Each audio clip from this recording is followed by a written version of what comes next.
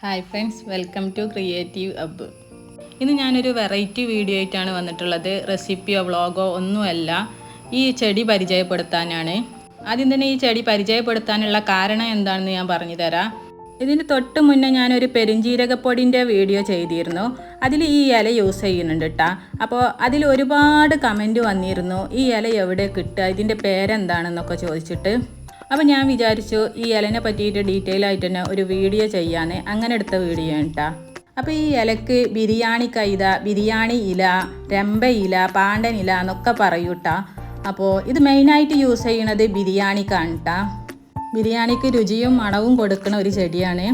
അതേപോലെ തന്നെ ഇത് നമ്മൾ വെള്ളത്തിലിട്ട് തിളപ്പിക്കുമ്പോൾ നല്ലൊരു സ്മെല്ലാണ് കേട്ടോ. നമ്മൾ ഷോപ്പിൽ നിന്നൊക്കെ വാങ്ങിക്കുന്ന ബിരിയാണീൻ്റെ എസൻസ് ഇല്ലേ, അതിൻ്റെ ഒക്കെ ഒരു സ്മെല്ലാണ്. ഇതിങ്ങനെ കാണാൻ കൈതച്ചെടിൻ്റെ പോലെയാണ്, പക്ഷേ ഇതിന് മുള്ളുണ്ടാവില്ല. അതേപോലെ തന്നെ ഇതിന് കായും പൂവും ഒന്നും ഉണ്ടാവില്ല. ഇതിൽ നിന്ന് ഒരു തൈ വെച്ച് കൊടുത്തിട്ടുണ്ടെങ്കിൽ നമ്മൾ വല്ലാതെ കെയർ ചെയ്യേണ്ട ആവശ്യമൊന്നുമില്ല. പെട്ടെന്ന് തന്നെ അതിൽ നിന്ന് കൂടുതൽ തൈകൾ ഉണ്ടാകും. പിന്നെ ഈ ചെടി എവിടെ കിട്ടുക എന്നുള്ള കമൻറ്റ് ഒരുപാട് വന്നിരുന്നു. അതിനെപ്പറ്റി ഡീറ്റെയിൽ ആയിട്ട് എനിക്കറിയില്ല. എന്തായാലും ഇവിടെ മിക്ക വീടുകളിലും സുലഭമായി കാണുന്ന ഒരു ചെടിയാണ് കേട്ടോ. പിന്നെ എനിക്ക് അറിയാൻ കഴിഞ്ഞത് ഇതിൻ്റെ ഉണങ്ങിയ ലീഫ് ബിരിയാണി സാധനങ്ങളൊക്കെ വിൽക്കുന്ന കടകളിൽ കിട്ടുന്നതാണ്. പിന്നെ ബിരിയാണിക്കല്ലാതെ പുട്ട് ചുടുന്ന സമയത്തും അതേപോലെ ഇഡ്ഡലി ചുടുന്ന സമയത്തൊക്കെ അതിൻ്റെ വെള്ളം വെക്കുന്ന കുട ഉണ്ടല്ലോ, ആ കുടത്തിൽ ഈ ഒരു ലീഫ് ഇട്ട് കൊടുത്തിട്ടുണ്ടെങ്കിൽ ആ പുട്ടിനും ഇഡ്ഡലിക്കായാലും ഒക്കെ നല്ലൊരു ടേസ്റ്റും നല്ലൊരു സ്മെല്ലൊക്കെ ആയിരിക്കും.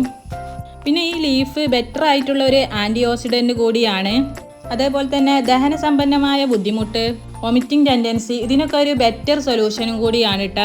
അപ്പോൾ ഈ വൊമിറ്റിംഗ് ടെൻഡൻസി ഒക്കെ ഉണ്ടാകുന്ന സമയത്ത് ഇത് യൂസ് ചെയ്യേണ്ടത് എങ്ങനെയെന്ന് വെച്ചാൽ, ഇതിൽ നിന്ന് 1-2 ലീഫ് എടുത്ത് വെള്ളത്തിലിട്ട് തിളപ്പിച്ചിട്ട് വെള്ളം അരിച്ചെടുത്തിട്ട് ഇളം ചൂടോട് കൂടി കുടിക്കുകയാണെങ്കിൽ വൊമിറ്റിംഗ് ടെൻഡൻസി ഒക്കെ ഒരുപാട് ഒഴിവാക്കാൻ നമുക്ക് പറ്റും.